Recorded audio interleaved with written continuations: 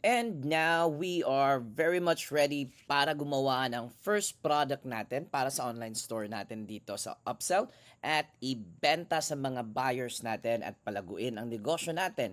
So there are two ways where you can find your product area and add product. You can just scroll down here dito sa dashboard natin and you can see right away there's an add product here, or you can just go here sa sidebar menu natin and then there's another option to add a product. So, nasa sa inyo na po yun kung dito kayo kukuha or dito. So, let's try here for the sake of this example, and then we are brought into the interface on adding products. But before you add any product, kailangan nakaprepare na yung images nyo, nakaprepare na yung description nyo para yung mga text nyo pwede nyo i-generate sa ChatGPT.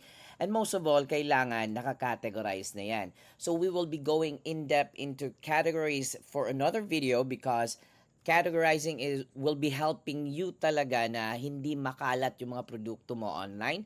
But for now, let's just remember na kailangan mo ng category para sa produkto mo. Let's call my product today called Flex Stride because I love rubber shoes. And let's call it Flex Stride Pro. And of course, pinagawa ko na kay ChatGPT yung description niya para hindi na tayo matagalan.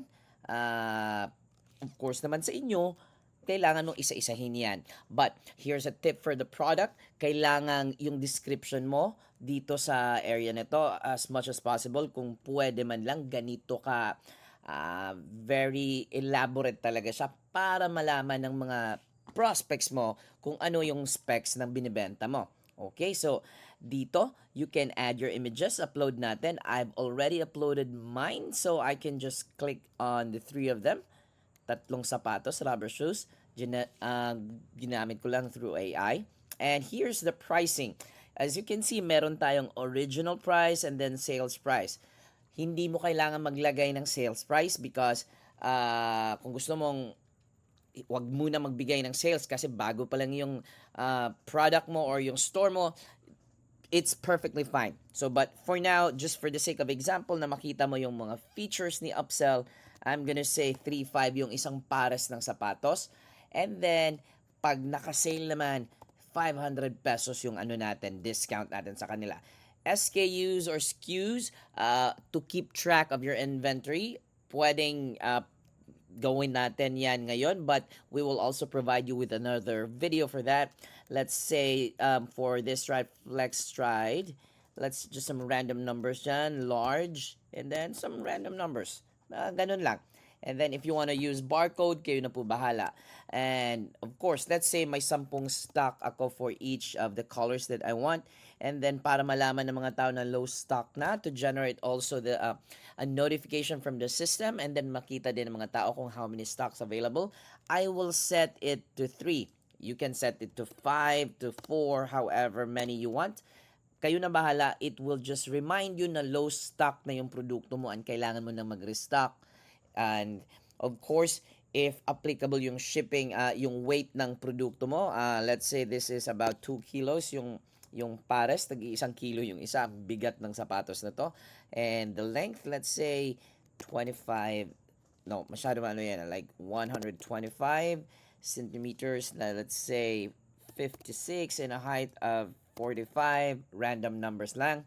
And then let's say I have options. Ang ikinaganda ng Upsell is you can add options. So ano ba yung mga options nyo? In my case, I'm selling rubber shoes, so most likely colors yung options ko. And then I would want to have white, dagdag tayo black, and then say pink.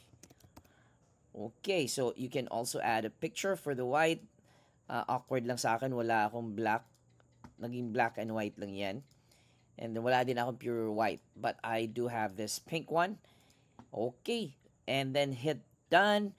And then you'll see that you'll have options here. Which makikita natin sa front end mamaya. Andito na yung mga SKUs natin. Quantity. So all in all, if you have 10 pairs, dito, kayo yung magsiset. So you can say 8 lang for the black, 3 lang for the white. It depends upon sa inyo. For this video, isi-skip muna natin yung SEO. That's a very, very important part if you own a store and a website. But for now, skip muna natin. Let's go back up. Remember, kailangan natin ng categories. If you don't have one, you can just choose one. Here, ginawa ko na in advance. Let's say wala akong categories and I want to have, anong tawag nito? Bago, I can just add here, men's rubber shoes. Of course, the more descriptive, the better. So once you click on this plus sign, maidadagdag yan dito. So you can choose kung ano yung mga categories available nyo. Tags naman, by the way, is ano yung description. It's like helping you categorize even further yung mga produkto mo. Let's say, rubber shoes nga for men, pero meron kang I don't know, depende sa features niya. I can't think of one ngayon. You can just add here, example, cotton, summer, whatever. Depende sa produkto mo. And I think we're ready for it. For this, you can also set the status. Kung hindi mo pa ready i-publish to, just put it as draft and hit save. But for this example, we'll put it to active and hit save. And let's wait for the magic to happen. Ayun, I think that's it. If you want to check kung naka-live na ba siya, if you go to your products list, andito siya. So, FlexStride Pro, inventory, may 30 stocks ako. The original price is 3,500 pero naka-sale tayo ngayon at 3,000. Anong itsura niya dun sa harap ng store natin? So, you go to your dashboard, click the view live, or pwedeng dito. Kayo na bahala. Let's take a look at it. Remember, we go to our shop, and ayan na po ang ano natin. So we can have a quick view. Ayan na po yung produkto natin. Ang ganda tingnan. And you have a very professional looking store. You can check on the colors. Ayan. Remember, naka-sale tayo. We said 3,500 original and then 3,000. Naka-ready lahat ng feature to make a professional store for you on Upsell when adding your products. So, if you also before we end this video, kung i-click mo ito, I think dito siya. If you open this, you'll see all of the details yourself, a very professional looking image, and they can scroll through the different images na i-upload mo. And that's it on creating your first product. So, good luck and enjoy!